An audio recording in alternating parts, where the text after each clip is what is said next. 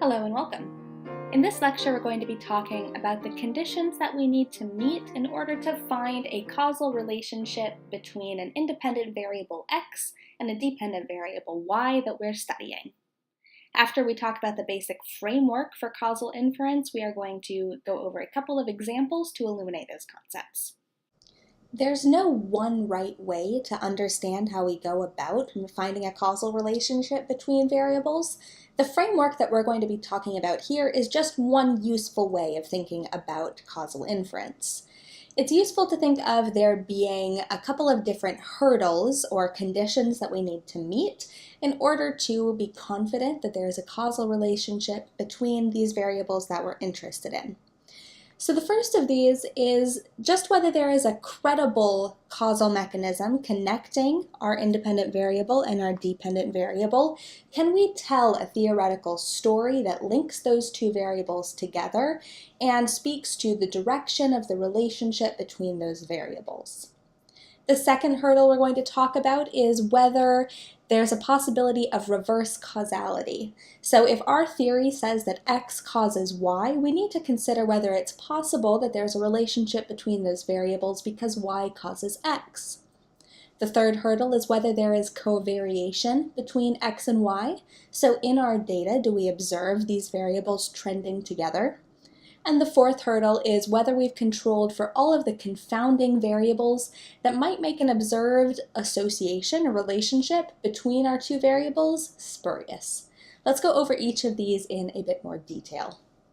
So to reiterate, the first hurdle asks whether there's a credible mechanism connecting x and y. So this is a fundamentally theoretical hurdle to consider. Can we think about reasons why these two variables are going to be connected to one another in the real world? This is a step of the research process that often takes place before you have collected any data, and it's part of developing your hypotheses about the relationship that you're interested in.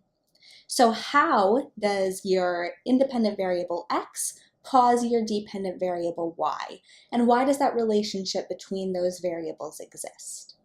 A big part of research is not just about describing the world and describing relationships between variables, but about explaining them, about being able to tell a story about why we see the patterns that we see in the world. And this particular hurdle about talking about particular mechanisms connecting x and y really speaks to that aspect of research. What does this observed association between variables tell us about what's going on in the world?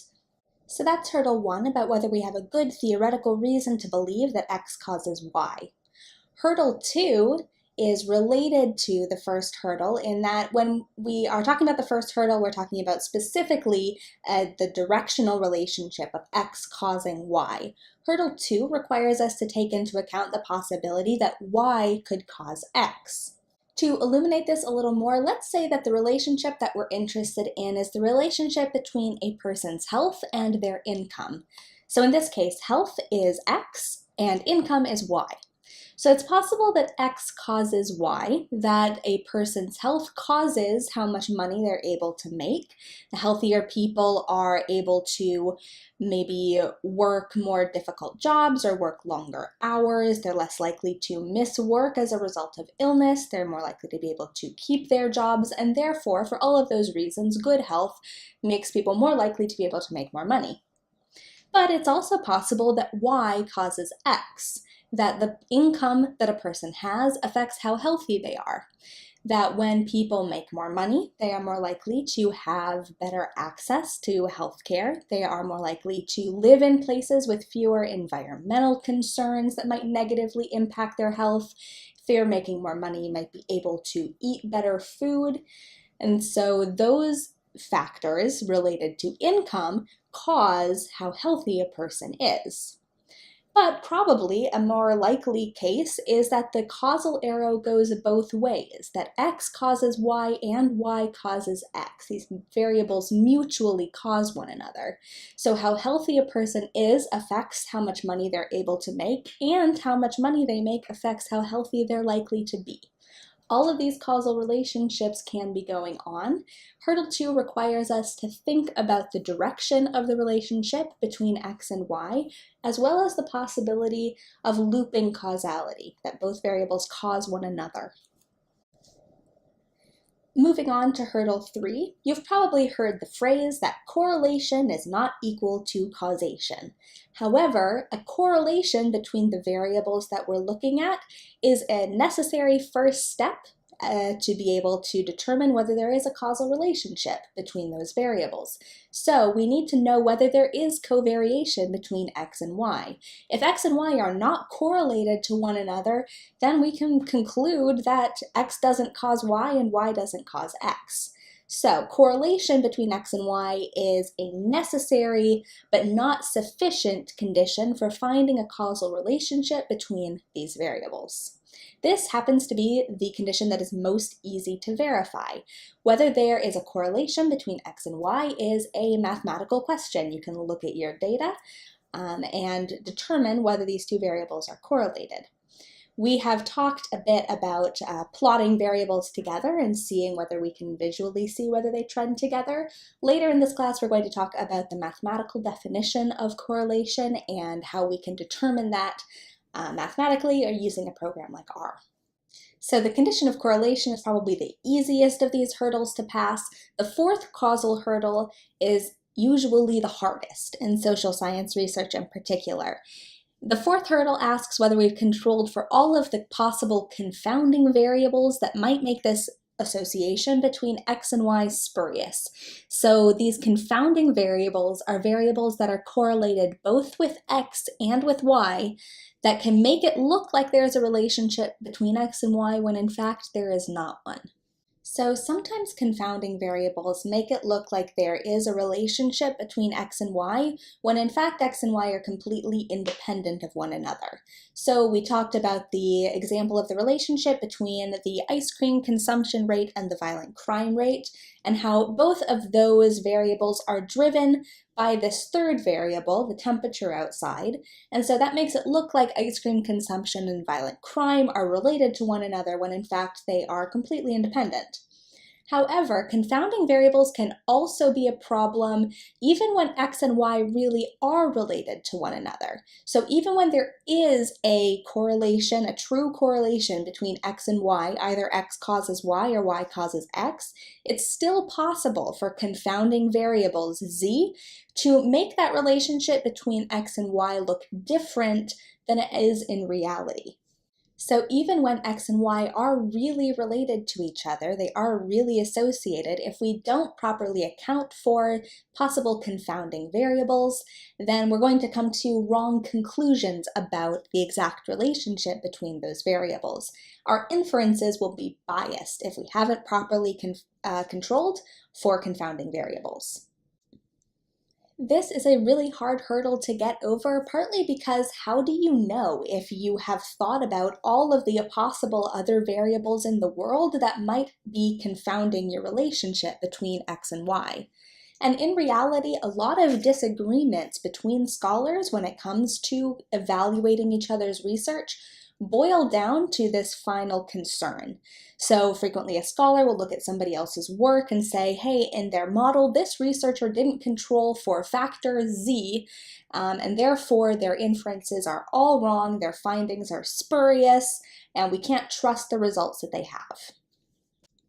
So it's both really difficult and really important to take into account all of these other factors that might be confounding the relationship between x and y.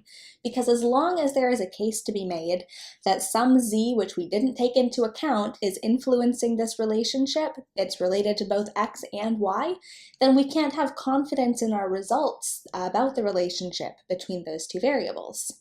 And since a primary goal in our research is to find these causal relationships, if we fail to control for these other possible variables z, then that's a really serious problem for our research.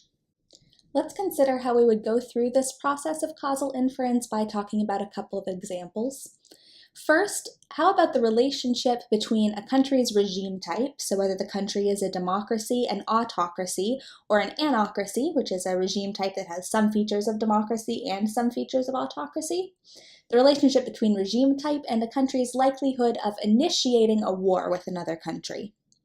So the causal relationship that's under consideration here is the regime type of the country causing the country's likelihood of initiating a war.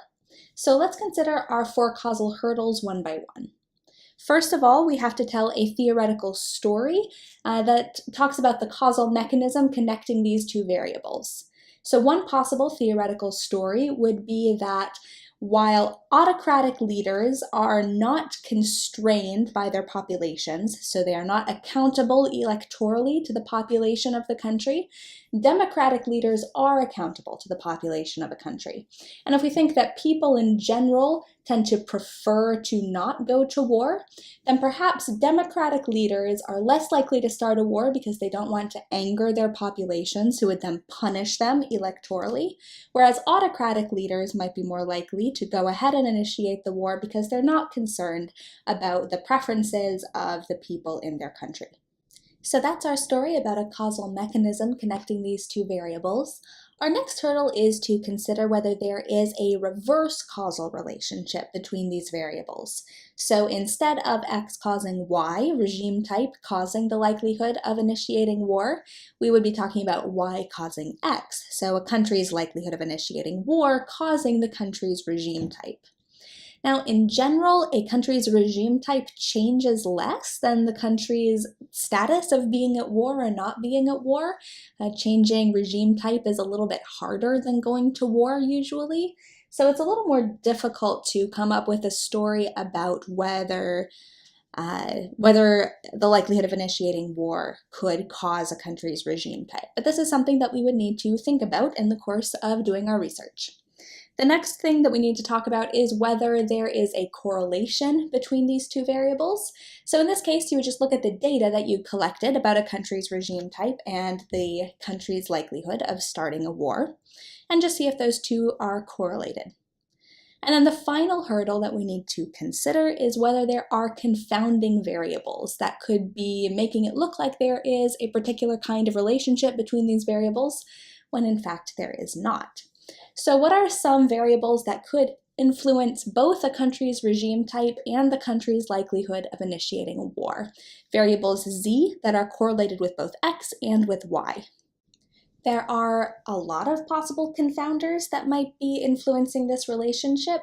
Let's talk about just a couple of them.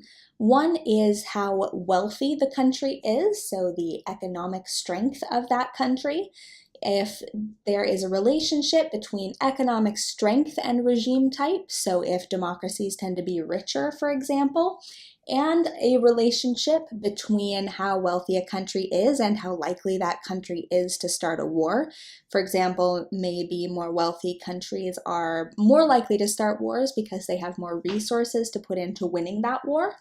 Then the economic status of a country, the wealth of a country, could be a confounding variable in this relationship between X and Y. Another possible confounder is whether the country is in what we would refer to as a democratic neighborhood, so whether the country is surrounded by lots of other democracies. We know that democracy is something that tends to be contagious. So if you're in a neighborhood full of lots of democracies, a country is more likely to become a democracy. So that's the relationship between the democratic neighborhood and a country's regime type. It's also true that democratic states are less likely to fight other democratic states. This is called the democratic peace theory, and it's a really strong finding in political science. So if a country is in a democratic neighborhood, it has less of a likelihood of going to war with its neighbors, and because war between neighboring countries is most likely, the proximity is a really important factor in whether countries are likely to go to war. So if the country's in a democratic neighborhood, that's correlated both with the country's likely regime type and the country's likelihood of going to war. So that's another possible confounder that we should take into account when we do our research. So that's our first example. Let's go through this exercise one more time by talking about this example, about whether attending the Head Start program affects a child's readiness for kindergarten. So the causal relationship here is that attending Head Start causes kindergarten readiness. So Head Start is a government program that provides early childhood education services and some other services to young children, children under the age of 5, who are from low-income families. So let's go through, again, really quickly, our 4 causal hurdles and see what we can conclude about what we would need to take into account when we are looking at this possible causal relationship. So the first hurdle is just specifying a possible causal mechanism connecting attending Head Start with success in kindergarten.